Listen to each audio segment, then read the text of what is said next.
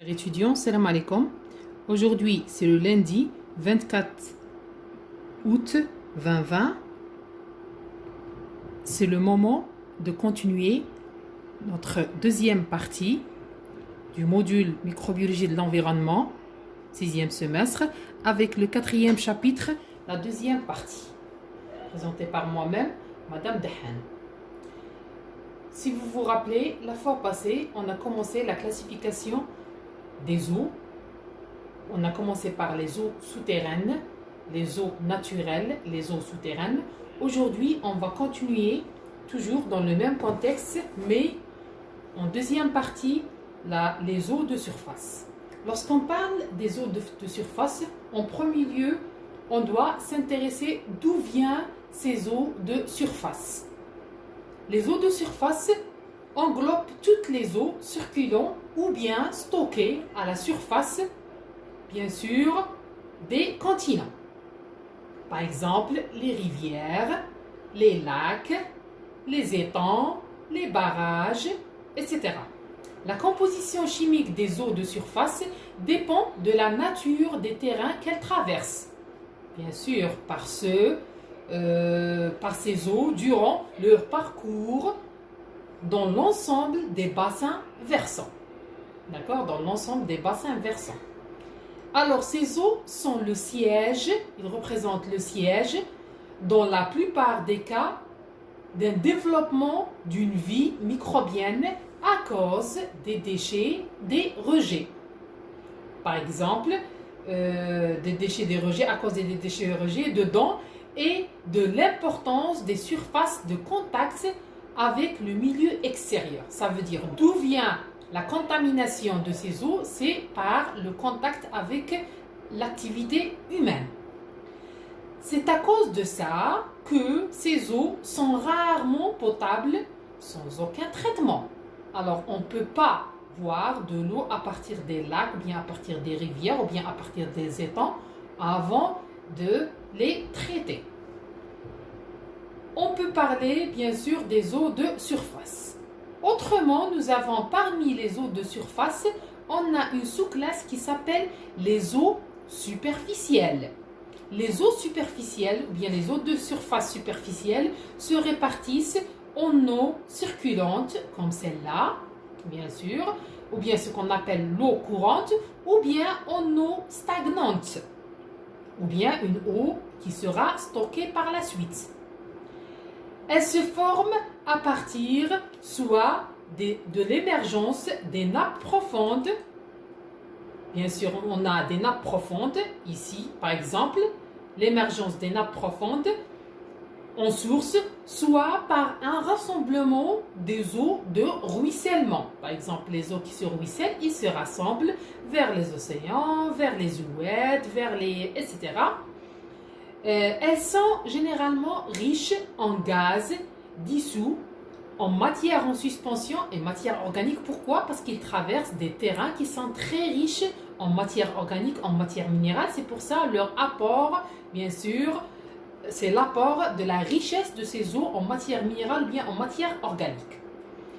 Elles sont très sensibles à la pollution minérale. Lorsqu'on parle de pollution minérale, on parle d'un surcharge en composition minérale d'une eau et organique parfois. Par exemple, le cas de pollution minérale tel que le cas de nitrates. Parce que les nitrates, lorsqu'ils sont en charge, l'eau, elle devient non potable.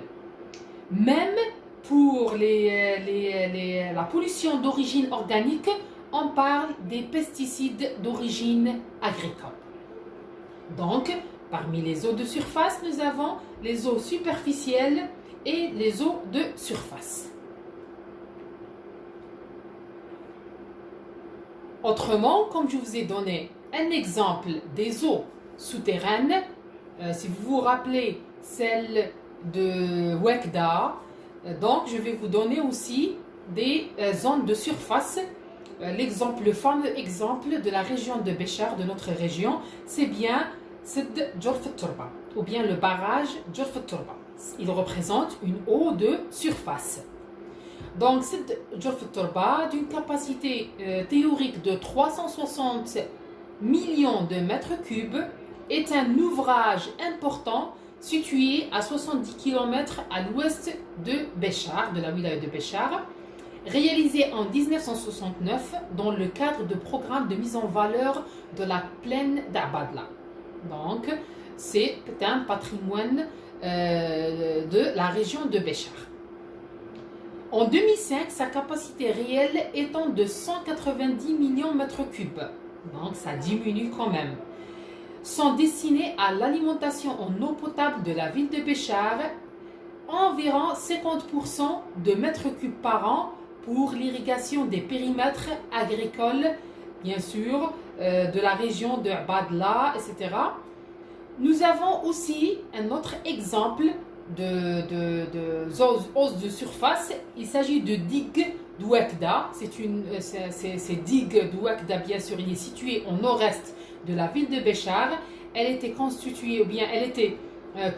en 1993 sur le cours de l'Oued Béchar et rénovée en 1995. Sa capacité est de 400 000 mètres cubes, destinée principalement à l'irrigation des périmètres agricoles de la région de Ouekda. Donc, pour récapituler, on peut dire que pour les eaux de surface, nous avons aussi deux exemples. Il s'agit de barrages Jerfoturba et il s'agit de digues de Ouekda. Maintenant, troisième type d'eau de surface, bien sûr, il s'agit des eaux de mer ou bien les océans. Les mers et les océans constituent des énormes réserves d'eau. Elles représentent près de 97,4% de volume en eau existant actuellement sur notre planète. Le reste de la part des eaux est continentale, telles que les eaux souterraines et les eaux superficielles. En revenant aux eaux de mer, les eaux de mer sont caractérisées par une très grande salinité, donc c'est 9% par exemple. Elles sont dénommées les eaux saumâtres, qui sont très riches en organismes halophiles, ou bien en micro-organismes halophiles, ce qui rend leur utilisation difficile, notamment le coût très élevé pour leur traitement, ou bien ce qu'on appelle les stations de dessalement qui sont installées dans les régions nord de l'Algérie. Autrement, après avoir connaître la classification en général constituée des eaux de surface, des eaux souterraines, on a donné des exemples, des eaux de digues, etc.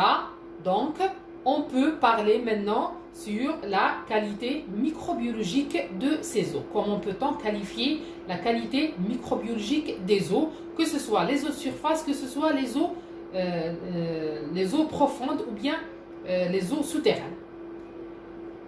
Pour la qualification, bien la qualité microbiologique des eaux naturelles en généralement, on parle premièrement des eaux brutes.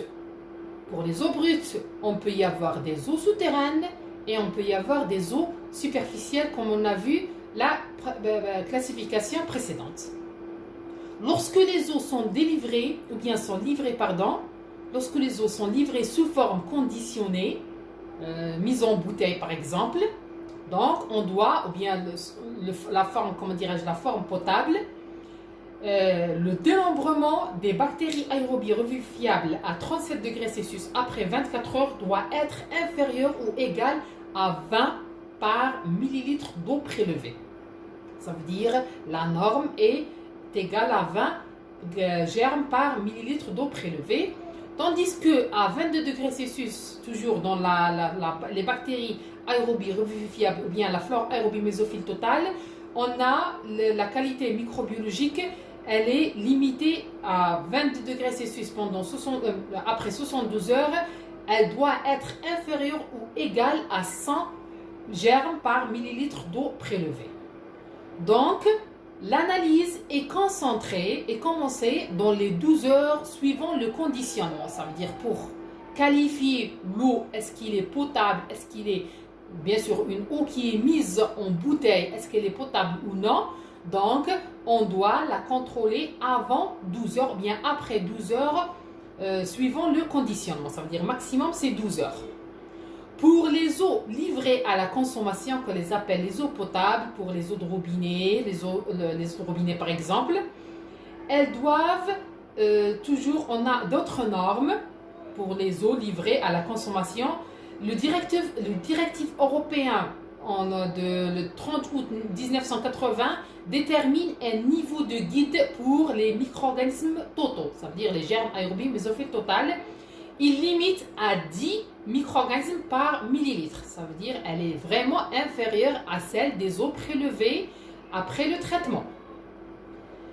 Elle ne dépasse pas, bon, bien sûr, à 37 degrés Celsius et elle est presque la même que la précédente. Ça veut dire 100 micro-organismes par millilitre à 22 degrés Celsius. Donc, elle est si proche à celle des eaux conditionnées. Tout dépasse ces valeurs persistant au cours des prélèvements successifs doit donner lieu à des vérifications. Ça veut dire si la charge microbienne dans ces eaux, que ce soit l'eau minérale conditionnée ou bien l'eau de robinet potable, ces deux eaux potables, donc on aura besoin de revoir la qualité de l'eau si elle dépasse les valeurs persistantes au cours du prélèvement successif. Elle doit donner leur vérification, elle doit donner lieu à la vérification. Donc, les travaux actuellement en cours sur la qualité des eaux portant sur l'élaboration des normes générales pour la détection et le dénombrement de certains micro-organismes séparément, elles sont considérées séparément, telles que le cas de la recherche. Donc, en premier lieu, c'était la recherche de la flore aérobie mésophile totale. En deuxième lieu, c'est la recherche des coliformes, des streptocoques, des clostridium sulfitoréducteurs, des pseudomonas et des micro-organismes revivifiables. Alors, mais malheureusement, ils n'ont pas pour objet la mise au point de normes décrivant l'essentiel des analyses à réaliser pour la surveillance des différentes eaux. Donc, j'explique. Lorsqu'on parle, chaque type d'eau a des germes bien particuliers à rechercher. C'est pas la même chose. Si on veut chercher la qualité microbiologique d'une eau minérale, ou bien eau de source, ou bien eau de robinet ou autre, généralement l'eau potable, elle est différente d'une eau à l'autre. Pourquoi? Parce que tout simplement la composition minérale de chacune est différente de l'autre. Donc, ce qui favorise le développement de certains germes bactériens et défavorise le développement d'autres germes bactériens. Donc, du fait, notamment que les paramètres microbiologiques à contrôler et les techniques retenues dans ce but varient selon la réglementation nationale en vigueur. Donc, si on veut qualifier bien sûr les eaux de loisirs, par exemple les eaux de baignade, les eaux de pêche, on aura à faire un contrôle de qualité microbiologique et physico-chimique. Il est primordial. Si on veut voir la qualité microbiologique en eau potable, généralement eau de robinet ou bien eau minérale ou bien eau de source, on doit toujours faire le contrôle de la qualité sanitaire. Mais le plus important que ça, il faut faire les analyses après le traitement et après la mise en bouteille ou bien après l'adduction ou bien la distribution de l'eau de robinet. Autrement, nous avons parmi les eaux souterraines, les eaux à usage économique telles que les eaux des industries, l'agriculture et aquaculture. Donc, l'analyse de ces eaux, elle est différente d'une eau à l'autre. De ce fait, donc normalement vous avez le module technique d'analyse microbiologique. Dans ce module, vous allez détailler beaucoup plus sur les différentes analyses d'eau, que ce soit l'eau minérale, l'eau de source, l'eau de robinet, les eaux à usage économique, l'eau des industries, de l'agriculture, de l'aquaculture, ainsi que les eaux de loisirs telles que les eaux de baignade et les eaux de pêche. Donc on laisse ça pour technique d'analyse microbiologique. Maintenant, on doit détailler un petit peu dans la flore microbienne. On a cité qu'on doit chercher les Pseudomonas aeruginosa. Pseudomonas aeruginosa, on doit rechercher aussi, bien sûr, les entérobactéries en général sur le milieu EMB ou bien le milieu McConkey, Donc, il s'agit généralement des bactéries gram négatifs. On peut chercher sur le milieu McConkey, on peut chercher sur le milieu GN, gélose nutritif, pour la flore aérobie mésophile totale, et on peut chercher sur le milieu McConkey, donc on aura l'apparition des micro-organismes.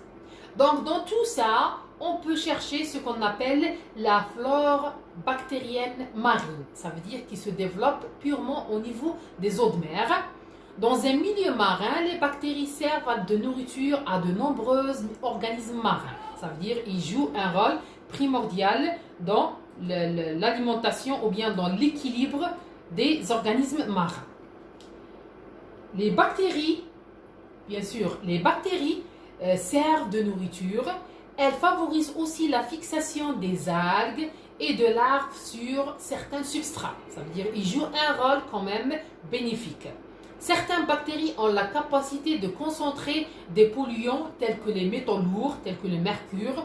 Leur consommation par des mollusques, filtreurs ou bien des vers pour contaminer la chaîne alimentaire. Ça veut dire qu'ils jouent un rôle primordial dans l'équilibre des êtres vivants marins. Leur consommation par les mollusques, par exemple, elles font ce qu'on appelle la chaîne alimentaire. Les espèces prédominantes appartiennent au genre. Bien sûr, il s'agit des Pseudomonas, il s'agit de Vibrio, par exemple, qui se développent sur le milieu, par exemple, le milieu Vibrio. Nous avons les Spirilium, d'accord? Nous avons Achromobacter, nous avons Flavobacterium et nous avons quelques Bacillus.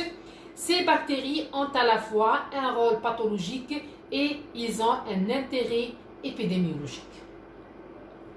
Maintenant, le comportement des bactéries entériques. Après avoir connaître les bactéries de mer, on doit connaître le comportement des bactéries entériques en mer, bien sûr, ça veut dire aux profondeurs de la mer. Alors, on a une fois, ils vont faire une fixation de dioxyde de carbone, le CO2, qui joue un rôle dans la physiologie mixte entre les bactéries d'un part et les zooplanctons d'autre part. Les bactéries, qu'est-ce qu'ils font? Ils font la décomposition de la matière des phytoplanctons, donc ils font la décomposition et la dissolution de la matière organique carbonée. Autrement, nous avons les zooplanctons qui font la consommation de ces bactéries. À partir de la consommation de ces bactéries, ils vont jouer un rôle primordial dans la génération d'autres espèces bactériennes ou bien ce qu'on appelle d'autres zooplanctons migrateurs. Ces zooplanctons migrateurs, ils jouent un rôle primordial dans la dégradation ou bien la décomposition de certains métabolites, de certaines matières organiques qui bien sûr qui est une source nutritionnelle pour les zooplanctons d'un part et pour les bactéries d'autre part. Les zooplanctons, qu'est-ce qu'ils vont faire? Ils vont faire la respiration et l'excrétion de certains métabolites. D'où vient cette respiration? Par le gazing ou bien l'avoir du gaz carboné automatiquement. Donc il s'agit de CO2 qui est fixé préalablement par certains types d'algues. Donc on peut parler, une fois déversées dans les océans, les bactéries, qu'est-ce qu'ils vont faire? Ils peuvent retrouver sous différentes formes. Donc les bactéries à l'intérieur des eaux de mer, ils ont différentes formes. Premièrement, nous avons les bactéries, bien les microbes libres. Cette forme peut favoriser et n'autorise pratiquement aucune forme de croissance. Ça veut dire ils n'ont pas un large spectre de croissance. Par contre, la survie ne peut que modestement se prolonger. Ça veut dire lors de la nécessité, on aura la multiplication de ce type de bactéries. Elle place la cellule en situation de carence en germes, Pourquoi? Parce que ces germes n'ayant rencontré aucun support. Ça veut dire qu'ils sont libres au niveau de la mer. Ça veut dire selon la disponibilité de matière, de nutriments, pardon. Donc, elle se développe. Si elle ne trouve pas de nutriments, elle ne se développe pas. aucun support ou bien aucun refuge reste libre mais vulnérable.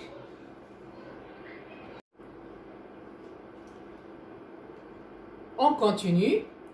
Toujours, nous avons les bactéries qui sont libres, ou bien les microbes qui sont libres. Elles ne se croient pas seulement lorsqu'ils ont les nutriments nécessaires à leur multiplication ou bien à leur croissance, lorsqu'ils sont avec les zooplanctons, avec les phytoplanctons, ça veut dire la disponibilité de tous ces germes. Autrement, on peut trouver au niveau des océans les formes résistantes. Lorsqu'on parle des formes résistantes, ça veut dire les formes bactériennes sporulentes. Certaines bactéries vivent dans un habitat relativement stable qui n'est pas soumis à des conditions physico-chimiques profondes, telles que le cas des bactéries pathogènes, parasites ou saprophytes de l'organisme hôte. D'autres micro-organismes ou bien d'autres organismes, au contraire, doivent adapter à des habitats contrastés et survivent dans un milieu hostile. Les bactéries, donc, dans les milieux hostiles, les bactéries doivent s'adapter pour poursuivre leur vie. L'adaptation s'apparaît par ce qu'on appelle le phénomène de sporulation. Le phénomène de sporulation, donc, on doit citer qu'il y aura la formation de ce qu'on appelle des spores. La formation des spores. Voilà, la formation des spores. Donc, les spores, sont l'une de formes de résistance et d'évolution que prennent certaines bactéries pour survivre dans des conditions hostiles, ou bien dans des conditions défavorables, et attendent les conditions plus propices afin qu'elles puissent germer et donner de nouvelles cellules végétatives par la suite. D'accord? Ça veut dire, ça c'est la spore qui va germer pour donner une nouvelle cellule végétative identique aux cellules originales qui est à l'origine de la spore. Nous avons parmi les germes de spore, bien parmi les formes de spore qui sont très développées au niveau de la mer, nous avons les formes L. Elles représentent l'état par lesquels toutes les bactéries peuvent passer à un moment de leur existence. Ce sont le fait de façon d'être des instantanés, ça veut dire ils ont une vie, ce qu'on appelle une vie instantanée, bien une vie momentanée de la vie microbienne en fonction de l'environnement, s'il est favorable ou bien il est défavorable. Nous avons d'autres bactéries, bien sûr, qui ne sont pas des bactéries sporulentes, mais elles prennent des formes L, qu'on les appelle les formes L. Bien sûr, ne sont pas des bactéries sporulentes, mais il s'agit des bactéries de forme L. Par exemple, au niveau marin, les bactéries généralement bacilles, de forme bacille, elles prennent la forme L. Elles prennent la forme L, ça veut dire que ce ne sont pas des bactéries sporulentes, ce sont d'autres bactéries. Elles prennent la forme L. Donc, il s'agit par exemple de quelques bactéries de la famille des Enterobacteriaceae, telles que Salmonella, Escherichia coli, qui prennent de forme habituellement de serpent, ça veut dire de forme vraiment, allongée, ça veut dire des bacilles allongés, de forme de poire parfois, parce qu'il s'agit certainement de cocobacilles, dès qu'elles séjournent dans les eaux de mer légèrement enrichies en matière organique. Donc, en revenant à la forme sporulente, le passage des bactéries à un état de résistance a été trouvé dans les eaux d'égout, généralement, les eaux de rivière et chez les mollusques. Lorsqu'il s'agit d'une eau riche en mollusques, donc la bactérie généralement se sporule, tel que le cas de Bacillus ou bien de Clostridium. Il reste le plus souvent inaperçu, faute de mise en œuvre des techniques appropriées pour montrer ce passage rapide entre les bactéries formes végétatives et les bactéries formes sporulentes. On a deux cas, c'est bien Bacillus ou bien Clostridium. Alors, mais ils sont spécifiques aux parasites, ça veut dire lorsqu'il s'agit d'un cas de parasites tels que les mollusques, donc elle devient sporulente, ou bien parfois le cas des amibes. Les amibes aussi, ce sont des parasites qui se nourrissent les amibes, ce sont des êtres vivants qui se nourrissent des bactéries. Mais elles forment des sporules lorsqu'il s'agit des conditions défavorables. Donc, certaines espèces dans des conditions défavorables, il y a des conditions hostiles, elles forment ce qu'on appelle les formes de résistance qui s'appellent les spores bactériennes. Ils sont généralement très résistantes à la chaleur, aux ultraviolets, à la dessiccation, aux agents chimiques, ainsi qu'aux autres êtres vivants tels que les amibes ou bien les mollusques. Maintenant, un autre type des microbes de l'eau, il s'agit des microbes absorbés. Et lorsqu'il s'agit de microbes absorbés, on parle des micro-organismes qui sont toujours présents dans les eaux, plus ou moins en grande quantité, dans les milieux naturels. Ils jouent un rôle souvent dans l'épuration, qui dégrade aussi bien les déchets organiques et les polluants qui s'y trouvent. Ça veut dire que les bactéries jouent un rôle primordial dans la dépollution en matière organique qui est dégradée ou bien par la dégradation ou bien selon le processus de l'épuration. Alors toute eau n'est pas bonne à boire, ça veut dire toute eau qui contient des bactéries ou bien des germes. De tous les micro-organismes présents dans l'eau, seul un petit pourcentage est nuisible pour la santé, pour la consommation humaine, pour la potabilité de l'eau, ou bien de l'eau qui provient des lacs, des rivières, ou bien d'autres eaux filtrées et contaminées pour éliminer les microbes pathogènes. Donc on peut dire que les micro-organismes certainement présentent une certaine nuisibilité vis-à-vis à la santé de l'être humain lorsqu'ils dépassent une certaine charge. Alors les micro-organismes, bien les microbes absorbés généralement, la valeur massive en cas de simple absorption, tel que le cas de l'absorption par les phytoplanctons ou bien les zooplanctons, tels que les protozoaires, les zooplanctons métazoaires et les organismes filtreurs, ils deviennent un vecteur, ces microbes de l'eau, ils deviennent un vecteur actif. Pourquoi? Parce que tout simplement, il devient un conservateur, un protecteur. Bien sûr, un conservateur ou un protecteur qui véhicule les micro-organismes s'il les absorbe, si ici on parle des zooplanctons ou bien des métazoaires ou bien des protozoaires. Les organismes jouent un rôle alors dans le rôle de réservoir et de vecteur de nombreux agents pathogènes pour l'homme et pour les animaux. Je vais vous donner un exemple. Par exemple, les mollusques, bien sûr, sont très chargés de microbes de la mer. Donc, si on consomme des mollusques à l'état frais, on aura un risque d'y avoir des pathogènes ou bien des micro-organismes pathogènes à partir des eaux de mer. Donc, il est préférable toujours de cuire, de ne pas manger les produits de mer crus. Donc, il est préférable de ne pas consommer les produits de mer d'une façon crue, non cuite.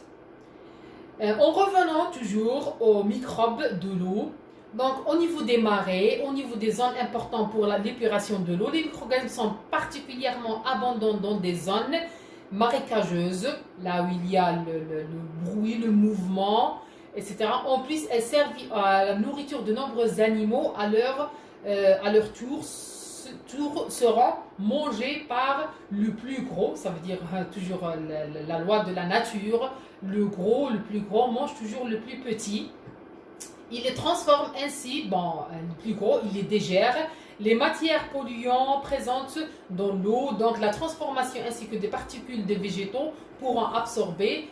Au sortir de marée, l'eau est ainsi plus propre qu'elle s'y trouvait, qu'elle y entrait. Ça veut dire, après le marais, donc nous avons une eau qui a été épurée par les micro-organismes. Donc, parmi les exemples, nous avons les protozoaires, les algues, les bactéries, les champignons qui jouent un rôle primordial dans la dépollution des eaux de mer. Maintenant, on doit citer les paramètres à analyser pour avoir une eau potable. Parmi les paramètres à analyser Nous avons le contrôle toujours microbiologique, bien ce qu'on appelle le contrôle bactériologique. Il s'assure l'absence de certains germes pathogènes tels que les coliformes totaux, coliformes fécaux, quelques colonies qui sont atypiques et les bactéries hétérotrophes aérobies et anaérobies. Donc le contrôle bactériologique s'assure de l'absence des germes pathogènes susceptibles de porter atteinte de la santé du consommateur. Ça veut dire qui affecte la santé du consommateur, ils doivent être totalement absents dans une eau potable.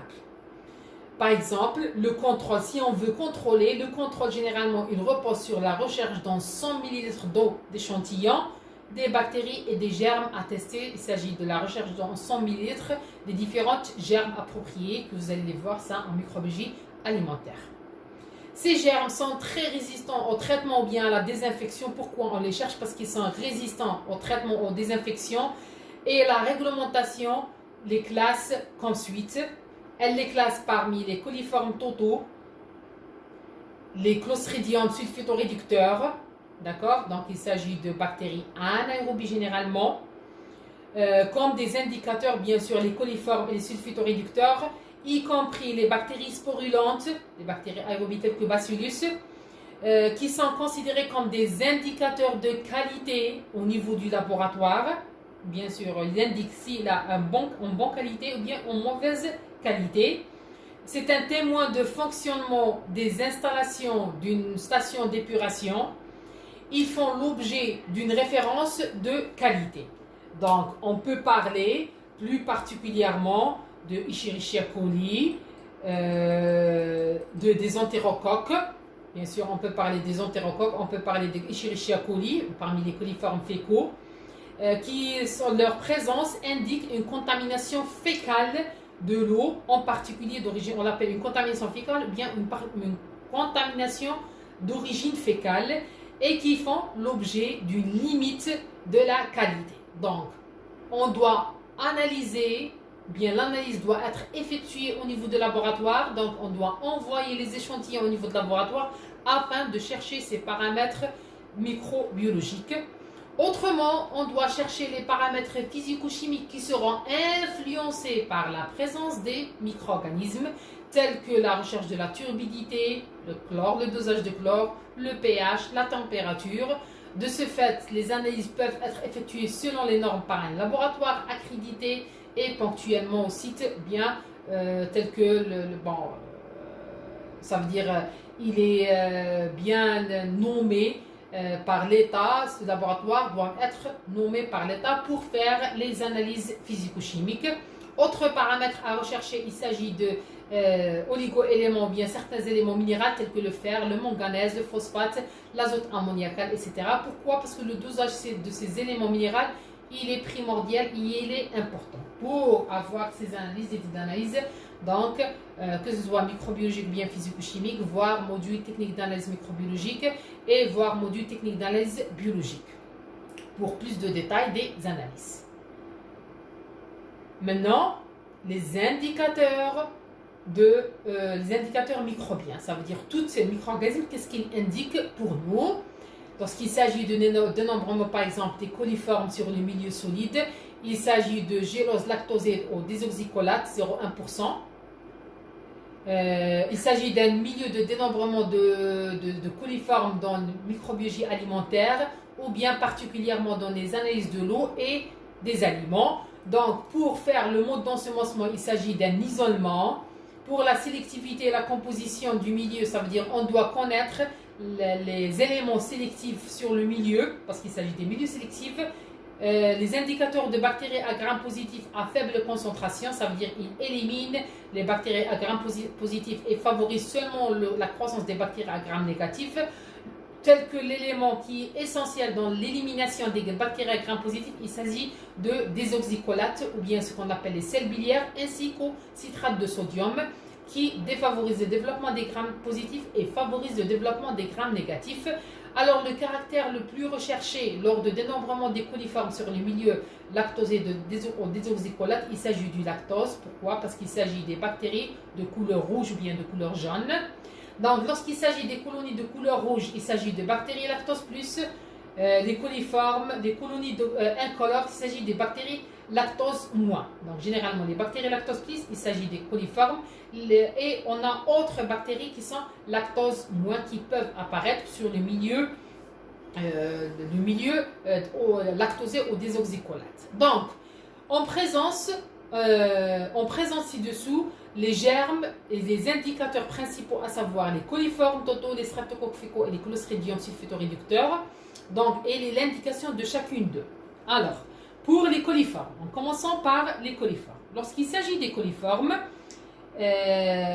résidence bien sûr de ce groupe comme indicateur est aujourd'hui fortement contestée du fait de toutes les espèces incluses dans la classification et ne sont pas spécifiques à la flore intestinale des animaux à son chaud.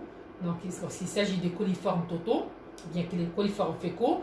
Donc, en effet, certaines espèces sont d'origine tellurique, ça veut dire pas forcément que les coliformes totaux et les coliformes fécaux sont d'origine animale, ou bien à partir de la matière fécale animale, mais on peut les trouver aussi d'origine tellurique ou bien parfois aquatique et qui sont capables de se développer dans un environnement aquatique et ça a été prouvé par certains chercheurs. Nous avons les coliformes en général que vous l'avez vu, je vais vous donner une petite définition des coliformes que vous l'avez vu en microbiologie alimentaire. Les coliformes ce sont des bâtonnets, bien ce sont des bacilles, anaérobies facultatives, gram négatifs, non sporulantes. Ils sont capables de croître en présence de sels biliaires, d'accord, donc bien ce qu'on appelait des oxycolates, et fermentent le lactose, elles sont lactose plus, et produisent de l'acide et de gaz en 48 heures à une température entre 35 à 37 degrés Celsius, selon Rodier et Hall. Ils regroupent le genre Escherichia coli, Citrobacter, Enterobacter, Klebsiella, Yersinia, Serratia, etc. Donc, toute la famille des Enterobacteriacées. Bien sûr, vous allez revoir ça en microbiologie alimentaire. Alors, parmi le groupe essentiel des coliformes, nous avons les coliformes fécaux qui sont des bâtonnets gram négatifs, anaérobies facultatifs, non sporulantes, capables de fermenter le lactose. Donc elles sont lactose plus avec production de gaz à 44 degrés Celsius, moins de 24 heures bien sûr. Ils sont considérés d'origine humaine. Quelques concentrations extrêmement humaines, ça représente 10 puissance 9 UFC, unité formant colonie par gramme en matière fécale. Les eaux usées non traitées entre 10 puissance 6 à 10 puissance 8 par 100 ml. Ça veut dire chaque 100 ml, il contient entre 10 puissance 6 à 10 puissance 8 de coliformes fécaux au niveau des eaux usées non traitées. Alors, l'espèce la plus reconnue pour les coliformes fécaux, il s'agit généralement de Escherichia coli. Et moindre mesurée, certaines espèces telles que Citrobacter, Enterobacter et Klebsiella qui sont regroupées parmi les coliformes fécaux. La bactérie Escherichia coli représente parfois entre 80 à 90% des coliformes thermotolérants détectés au niveau de la recherche des coliformes fécaux. Alors l'intérêt de la détection, pourquoi on cherche les coliformes et à titre d'organisme indicateur réside dans le fait que leur survie dans l'environnement est généralement équivalente à celle des bactéries pathogènes. Ça veut dire si on trouve dans une eau une charge importante en micro-organismes, en coliformes fécaux, ça veut dire cette eau est bien riche en d'autres bactéries pathogènes. Ça veut dire ça indique la richesse en bactéries pathogènes et que leur densité est généralement proportionnelle au degré de la pollution produite par la matière fécale. Donc c'est vraiment un vrai danger d'y avoir une concentration importante en coliformes fécaux au niveau d'une eau à analyser. Deuxième paramètre parmi les coliformes fécaux, ou bien les paramètres d'indicateurs de matière d'indicateurs de pollution en matière fécale, nous avons les streptocoques fécaux. Alors les streptocoques fécaux, ces bactéries bien sûr appartiennent à la famille des Streptococcaceae, non plus les Enterobacteriaceae, c'est une famille à part, on l'appelle la famille Streptococcaceae, le genre Streptococcus avec le groupement de la classification de Landsfeld, le groupement sérologique D. Donc c'est les streptocoques du groupe D selon la classification de Landsfeld, donc on l'a vu normalement en systématique des prokaryotes.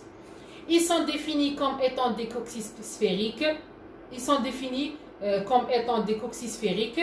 Donc, il s'agit ici bon, c'est pas le Cahada, il s'agit des coccyspériques parce qu'il s'agit du streptocoque.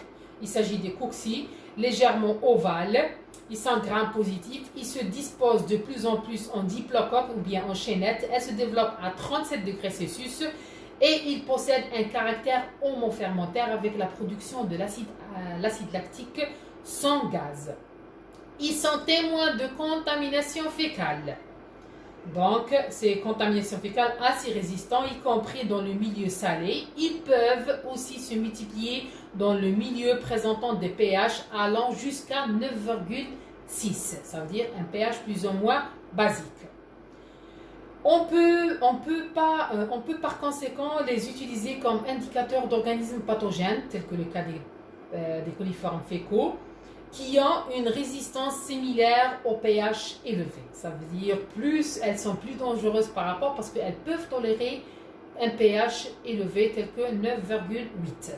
Donc il s'agit généralement des bactéries pathogènes dangereuses pour la santé, les streptocoques fécaux.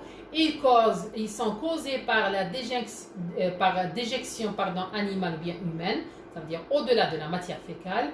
Et ils sont résistants supérieurs face aux agents désinfectants. Ça veut dire qu'on ne peut pas se débarrasser des streptocoques fécaux comme on ne peut pas se débarrasser des coliformes fécaux. Alors, par la suite, on va voir petit à petit la flore banale, bien sûr qu'on appelle la flore mésophile aérobie totale, FAMT, pardon. On l'appelle la flore mésophile aérobie totale, FAMT ou bien FMAT. Il est utilisé comme indicateur de pollution globale. Ce n'est pas une pollution fécale, mais c'est une pollution globale. Elle englobe l'ensemble de micro-organismes capables de se multiplier à l'air à une température moyenne ou bien température ambiante qui peut se situer entre 25 jusqu'à 40 degrés Celsius. Donc la flore aérobie mésophile totale renseigne bien sur la flore autochtone que la microflore alloctone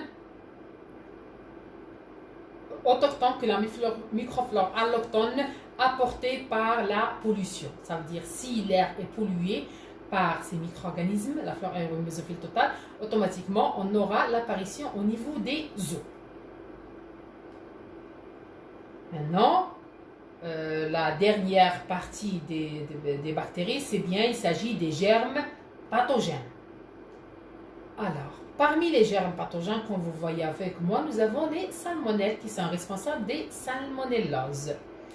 Alors, les germes pathogènes en général proviennent le plus souvent des côtés pollués des égouts, par les égouts, les effluents et d'autres sources de pollution telles que l'activité humaine. Elles peuvent également être natifs de milieux marins, ça veut dire des déchets des animaux marins. On présente ici les salmonelles et les staphes, donc qui représentent les germes pathogènes qui sont très répandus au niveau de la microbiologie de l'eau. Les salmonelles, ce sont des genres, le genre Salmonella. Il fait partie de la famille des Enterobacteriaceae, bien sûr. Il se divise en deux espèces qui sont majoritaires au niveau des eaux. Il s'agit de Salmonella enterica et Salmonella bongori. Alors, Salmonella enterica, c'est l'espèce majoritaire et Salmonella bongori, c'est l'espèce très rare. Donc, il s'agit des bacilles ou bien des bâtonnets gram-négatifs, aéro-anaérobies facultatifs parce qu'ils font partie de la famille des Enterobacteriaceae. Elles fermentent le glucose, le maltose, le mannitol avec la production de gaz. Mais elles ne fermentent pas le saccharose. Elles réduisent le sulfite en sulfure et en carboxyle de la lysine. Elles sont retrouvées dans les milieux extrêmement de porteurs sains et les malades d'animaux et des hommes. Ça veut dire elles peuvent être chez les porteurs sains, elles peuvent se développer chez les porteurs sains. Elles sont peut-être à la cause de fréquentes infections humaines des êtres humains, telles que en tant que micro-organismes pathogènes. ainsi qu'elles peuvent être l'hôte d'animal. Dans le milieu marin, les exutoires d'eau usée constituent la principale source de pollution par les salmonelles. Pourquoi? Parce qu'elles proviennent naturellement des intestins des animaux, donc automatiquement ils sont très riches, ils sont très développés au niveau des eaux usées, particulièrement chez les volailles et les porcs.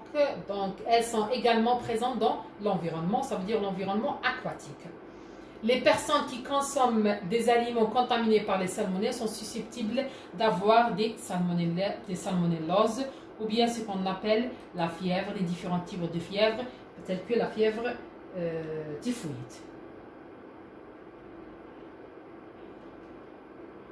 Maintenant, le dernier groupe des bactéries pathogènes, c'est bien les staphes. Alors, on a quelques points sur les staphes. Les staphes sont des bacilles, les staphylocoques sont des cocci, des cellules sphériques de diamètre entre 0,5 à 25 micromètres. Généralement, elles sont regroupées en amas, en grappes de raisin, en staphes. Ils sont immobiles et ne forment pas de spores, ils sont asporulales. Ils sont anaérobies facultatifs parce que ce sont des grains positifs catalysent plus, fermentent les sucres en production de l'acide lactique. Les staphes, parmi les staphes les plus reconnus, il s'agit de Staphylococcus aureus, qui est très reconnu. Donc, Staphylococcus aureus, bien les appelle staphes dorées, qui possède toutes les caractéristiques ajoutant celles de la coagulase plus.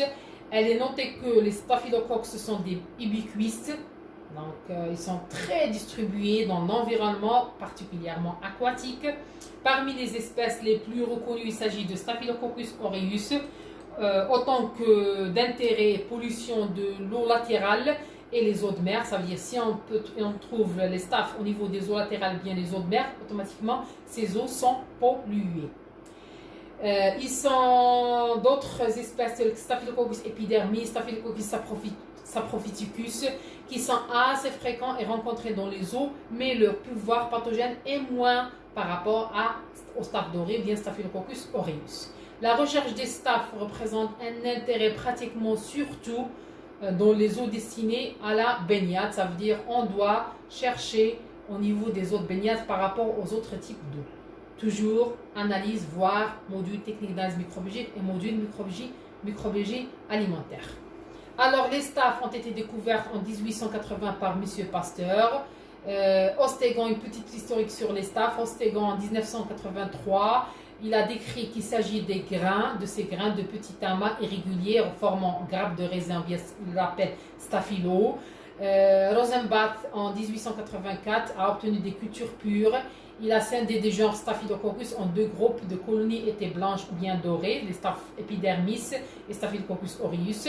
Actuellement, il existe 44 espèces de staphylocoques.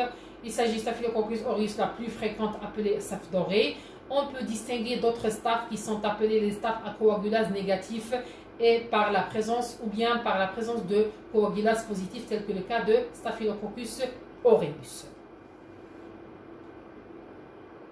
Alors, autre espèce plus pathogène et plus résistante par rapport aux staphes, il s'agit et très recherché au niveau des eaux pour la qualité des eaux, il s'agit des Clostridium sulfatoréducteurs. Alors, les Clostridium sulfatoréducteurs, ils les appellent les bactéries sulfatoréducteurs, les bactéries sporions sulfatoréducteurs. Ils peuvent être considérés comme des germes fécaux, donc ils sont considérés. Ce sont aussi des germes telluriques, ça veut dire qu'ils proviennent de sol. De ce fait, qu'aucune spécificité d'origine fécale ne peut être attribuée à leur mise en évidence, ça veut dire qu'ils ne sont pas d'origine fécale. Dans telle optique d'interprétation, il y aura l'intérêt à ne chercher que les espèces les plus susceptibles d'origine fécale. C'est le cas particulier de Clostridium perfringens. Alors, ils sont excrétés par l'homme et les animaux. On trouve régulièrement dans la matière fécale humaine en leur densité. Ça veut dire on n'a que les Clostridium perfringens qui se trouvent au niveau de la matière fécale, mais les autres, non. Ils sont extrêmement humaines. Ils sont extrêmement humaines principalement d'origine humaine. Elles se multiplient, bien sûr, elles se trouvent en abondance dans les eaux usées, qui sont principalement d'origine humaine. Elles ne se multiplient pas dans les sédiments. Elles se survivent dans les sédiments, ce qui permet de déceler une pollution ancienne ou bien une pollution, ce qu'on appelle la pollution intermittente. Ça veut dire si on a la présence de Clostridium sulfide réducteur dans une eau usée ou bien eau stagnante, on dit que c'est une contamination ancienne ou bien une pollution ancienne ou bien une pollution intermittente. Ça veut dire vraiment, cette eau est chargée de micro-organismes. Maintenant, les spores, bien sûr, ce sont des anaérobies sulfitoréducteurs et c'est une forme de résistance de micro-organismes qui se développe en anaérobiose à 37 degrés Celsius pendant 24 heures à 48 heures sur la gélose VF, viande foie, en abondant des colonies typiques réduisant le sulfite de fer. C'est pour ça qu'elles apparaissent sous forme de colonies noires. Les spores de Clostridium sulfitoréducteur, même définition que la précédente, mais pour des bacilles à gram positif, elles ne possèdent pas de catalase et ayant l'aspect morphologique des Clostridium. Alors, jusque-là, je vous remercie, chers étudiants, d'avoir suivi cette vidéo. Je vous souhaite bon courage et on se voit, Inch'Allah, pour la prochaine fois, demain, bi'idhnillah, pour une nouvelle séance en troisième et dernière partie du chapitre 3, microbiologie des eaux. Je vous remercie encore une fois et je vous souhaite bon courage. Et soyez très prudents du virus Corona. Alors, stay at home, portez-vous bien et on se voit à la prochaine séance, Inch'Allah. Au revoir, Inch'Allah.